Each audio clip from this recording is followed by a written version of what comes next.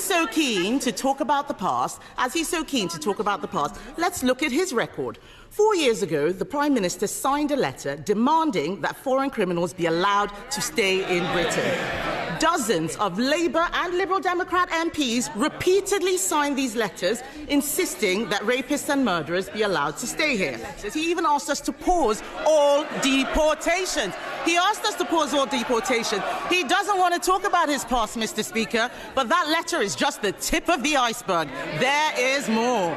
The Prime Minister has consistently backed criminals over law-abiding British people. He defended terrorists like Hizb ut-Tahrir in the European Court.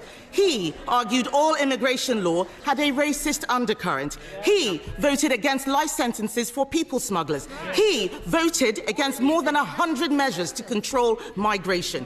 He even said it was wrong. Mr. Speaker, that it was wrong when the Conservatives took away Shamima Begum's citizenship. Mr. Speaker, the Prime Minister says he wants to talk about immigration. I have committed to a cap on migration. Why won't he?